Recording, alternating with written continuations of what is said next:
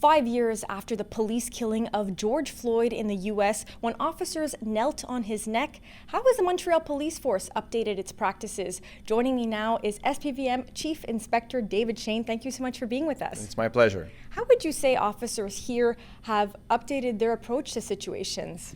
Well, I would say first off, everybody was shocked and appalled by the situation, and we need to recall that the police officer responsible for the death was convicted of murder. So obviously at the Montreal Police, we reacted very vigorously to that, and we listened very carefully to all the concerns that were raised by the population, especially through protests and to all the social movement that went on. And we turned around pretty fast to try and implement many actions to fight against racial and discriminatory bias. So, for example, we put forward the first policy on police checks to give a framework to police officers to work these types of interventions, but exempt of any type of bias or profiling. We created internal support groups. For example, a group that represents Black and Afro-descendant employees, and for respect of all differences inside the police force. And these groups have been very, very helpful to us. They've provided a lot of advice to senior management to continue putting forward policies and practices that fight against racial profiling and bias.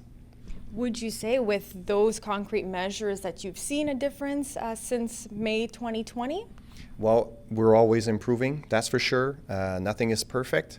We don't have 100% on our scorecard for sure, but we've made a lot of progress. And a lot of these measures have been put forward. For example, we reduced the impact of racial bias through 911 calls. That's one of the measures that we talk about a lot. Some people call 911. They transfer their own racial biases to the 911 caller, and it reflects on a call. And we don't want officers to be influenced by that. So we worked ways to eliminate that. And we also worked a lot on inclusion. So 25% of our recruits last year are from visible minorities and ethnic minorities to increase representativity. But we're still continuing to work. Now we're working on making promotions more accessible to people from visible minorities and so on. When it comes to the knee on the neck method, can it still be used, and are there ways to replace this approach? The answer is no. The knee on neck method is not authorized and is not taught by the Quebec Police School. And Montreal Police does not authorize it, does not teach it, and we do not use it. Now, although in certain situations, sometimes videos are shared with us. Sometimes momentarily during an altercation, it might happen that a knee will be on the neck momentarily until the police officer can reposition. But what we teach our police officers is that they need to control an individual on the ground for their safety and the safety of that person to be able to proceed with handcuffing.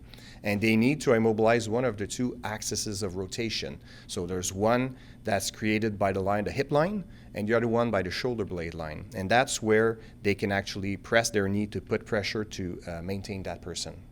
What kind of work would you say still needs to be done when it comes to approaching racialized communities and as well with the use of force?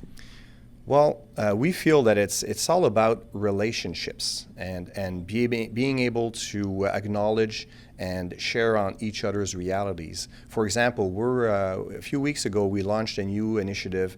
You might know the program by the name Adopt a Cop.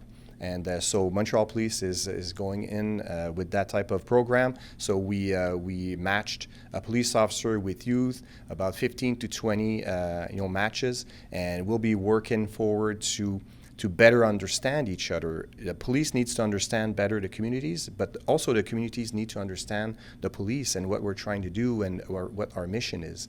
And we're continuing to work inside and also being better at working with the community and especially fighting against bias. Thank you so much for joining us, Chief Inspector Shane. My pleasure.